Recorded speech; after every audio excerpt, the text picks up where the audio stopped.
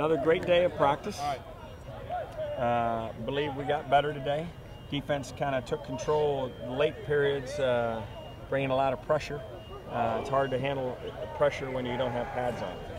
But it was effective. Our guys ran around. It's good film to teach off of, and it will be terrific tonight to get the attention of everybody involved. I like where we are. I think things are moving along where they're supposed to, and got to keep moving in that direction. Questions? Oh yeah, a couple new guys. Very excited about Albert Sid from Citrus College. Worked hard this summer to get himself into a position where he could become a UCLA student. And we're proud of him, and now it's up to us to get him ready, but he certainly looks the part. And also Jamie Graham, who graduated from Vanderbilt, but because of the NCAA new legislation is eligible to come to another school and begin graduate work. So he's in our School of Education, and will give us some depth in our secondary as well as special teams. He's a quality young player. How precarious was that admissions process for Albert? And were you ever actually worried that it wasn't going to happen?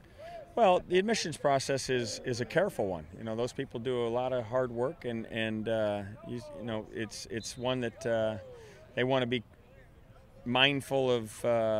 Can these young people succeed in this kind of academic environment? But I thought both these kids were the kind of kids that when the committee and the people who take the information to the committee met them, I think they were very confident that these kids were not just football players, but rather student athletes. When you graduate from Vanderbilt, it usually is a good sign. The wide receiving core is quite deep, as you know, and Shaq Evans and Devin Lucien were out here. They're both sort of acclimating as well. Shaq had some injuries in the fall, or in the spring. How are they going to fit into the equation? Well, it remains to be seen, but both are off to a good start. Both are gifted guys, very good in terms of catching the ball, learning the system as we go and trying to get acclimated as fast as possible. But I see that both will have, I think, big impacts with UCLA football.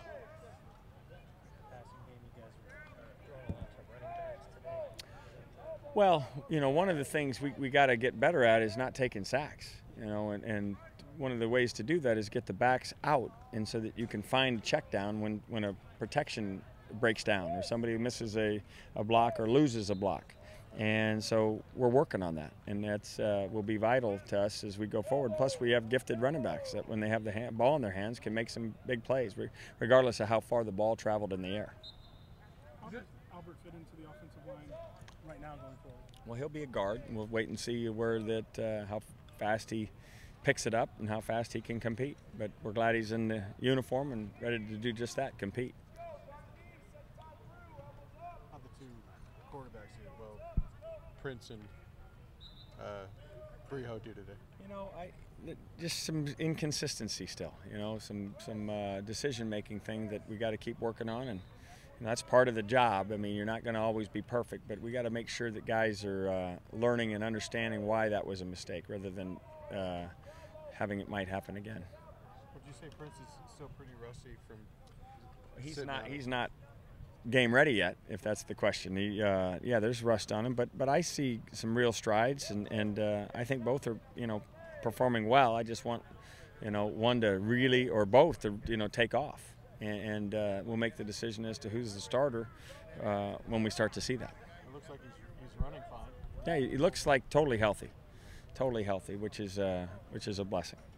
Are you expecting it to kind of just be with regards to Prince and Breho, have that light bulb come on for one of them? Or do you think it's my decision. It's my decision. I'll make it when I feel like I need to make it, and when I feel it's the prudent thing for the team.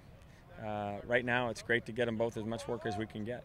I don't have to poll anybody. I don't have to go and have a caucus. It's my call. I'm going to make it, and we'll live with it. How good can your defensive line be? They just look like they're a step ahead right now. Well, again, no pads, but I'm thrilled with the progress of our defensive line. A year ago we were a little overmatched. We were overwhelmed because of the lack of experience, lack of strength at this level, and so forth. I think a year later we've caught up, I don't know that we're, going to dominate with our strength, but we certainly are athletic and we're deep, and so we can play fast. And guys going in there playing a few plays is different than playing their 10th play in a row. And I think that will have a huge impact on our production without necessarily always having a scheme for pressure. Does it help to have kind of a younger, fiery guy at that specific position? I think it helps to have fiery people, period, as long as there's fiery in the right way. The energy's got to be such that everybody understands we're all pulling together. And so, yeah, I mean, that's part of the reason why we kept looking for ways to get this thing going.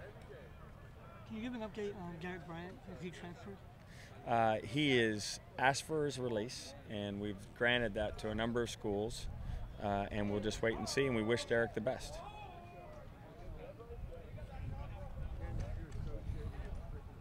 All right? All right. Yep.